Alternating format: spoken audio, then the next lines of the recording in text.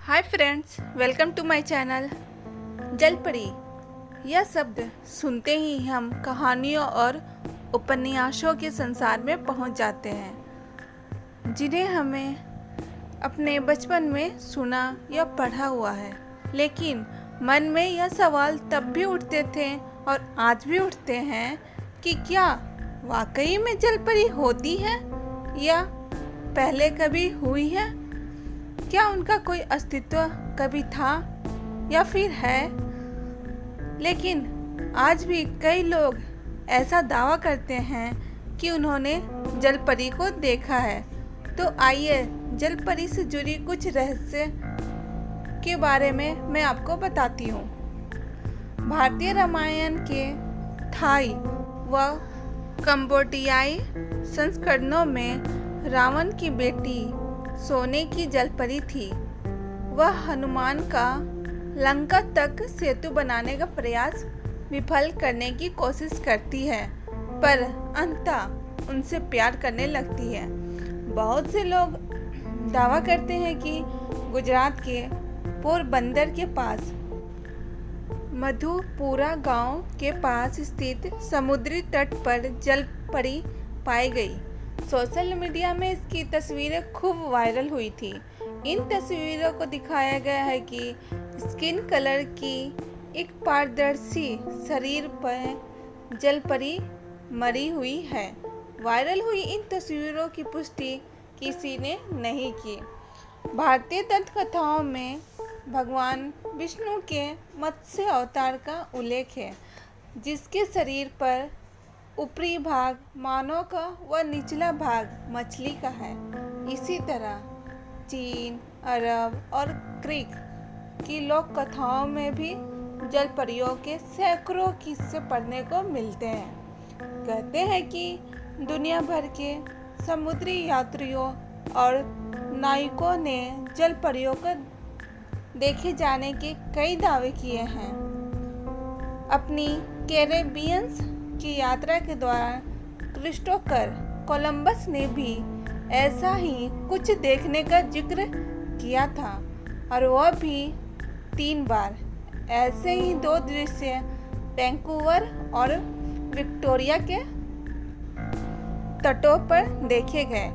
सन 2009 में दर्जनों लोगों ने इजराइल के एक तट पर जलपरी की तरह ही दिखती एक आकृति को समुद्र में उछलते और कलाबाजियां करते देखा था।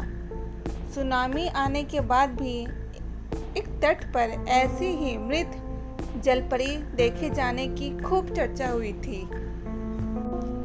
कुछ वर्ष पूर्व ग्रीनलैंड के समुद्र में एक पनडुब्बी में सवार कर्मचारियों ने एक ऐसा वीडियो जारी किया है जिससे जलपरियों के होने का निशान माना जा रहा है। इसी दौरान अचानक एक विचित्र प्राणी ने उनके पनडुब्बी के शीशों पर हाथ लगाया, जिसकी 4 उंगलियां व 1 अंगूठा था, और फिर वह तेजी से दूसरी ओर तैरता हुआ चला गया। 2 मिनट व 17 सेकंड का यह वीडियो अभी भी रहस्य बना हुआ है। कहते हैं कि जलपरियों की सबसे प्राचीन दंत कथा असायरिया में लगभग 1000 ईसा पूर्व पाई गई थी।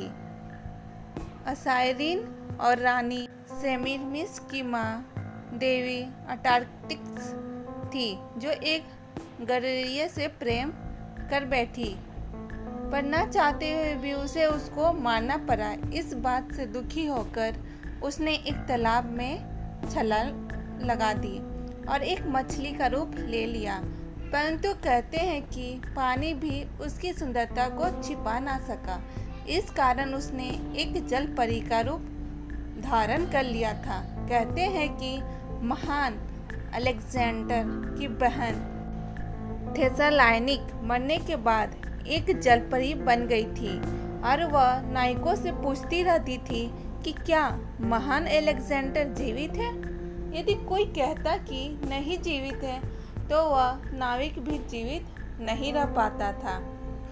1001 नाइट्स में ऐसी कई कहानियाँ हैं जिनमें जल मानव की कहानियों का जिक्र है।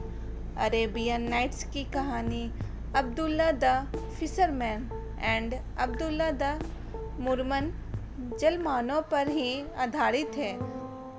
चीनी की प्राचीन कहानियों में जल परियों का एक खास नींव थी, जिनके आंसू मोतियों में बदले। इन कारणों के चलते मछुआरे उन्हें पकड़ने का प्रयास करते थे, परंतु जल परियां अपने गानों से उन्हें पानी की गहराइयों में खींच लेती थी।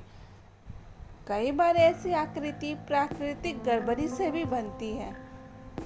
मरमेड सिंड्रोम नाम की एक बीमारी होती है, जिसके चलते किसी नवजात के पैर नीचे से चिपके ही रह जाते हैं। जब गर्भ में विकास के दौरान माँ की गर्भनाल 2 धमनियाँ बनाने में असफल हो जाती है, तो बच्चों के पैर अलग नहीं हो पाते हैं और वे चिपके ही रह जाते हैं, जिससे वे मछली के आकार के हो जाते हैं। लेकिन अभी तक इस बात का पुख्ता सबूत नहीं है कि जलपरियां होती हैं। अगर यह वीडियो आपको अच्छी लगे तो प्लीज़ मेरे चैनल को सब्सक्राइब कर दीजिएगा।